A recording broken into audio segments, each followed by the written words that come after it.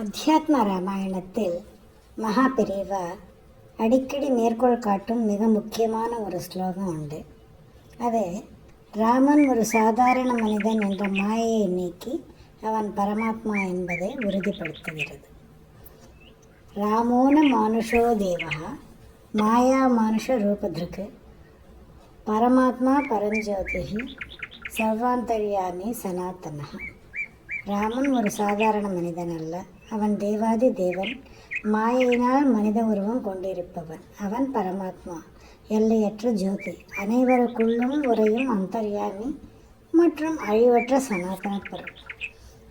பெரியவா இந்த ஸ்லோகத்தை விளக்கும்போது ஒரு அற்புதமான கருத்தை சொல்லுவார். ஏன் மனித உருவம்? பகவான் ஏன் கஷ்டப்பட்டு மனிதனாக வந்தார்? நாம் கஷ்டப்படும் போது கடவுளுக்கே கஷ்டம் வந்தது, ஆனால் அவர் தர்மத்தை கைவிடவில்லையே, நாம் ஏன் விட வேண்டும் என்று வைராக்கியம் நமக்கு வர வேண்டும் என்பதற்காக தான் அவர் அழுதார், காட்டில் நடந்தார், சீதையை தேடினார். இவை அனைத்தும் ஒரு நடிப்பு, மாயை. உள்ளே அவர் பரஞ்சோதியாக ஜொலித்துக் கொண்டிருந்தார். எல்லோருக்கும் உள்ளே ராமன். ராமன் அயோத்தியில் மட்டுமில்லை, சர்வாந்தர்யாமி.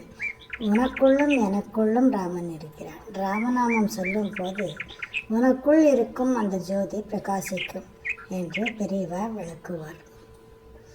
மகா பெரியவா இன்னும் சொல்வார், ராமன் வெளியே இல்லை, அவனது உள்ளத்தில் தான் இருக்கிறான். ராமநாமம் சொல்வது உன இதயத்தில் இருக்கும் விளக்கை ஏற்றுவதற்கு சமம்.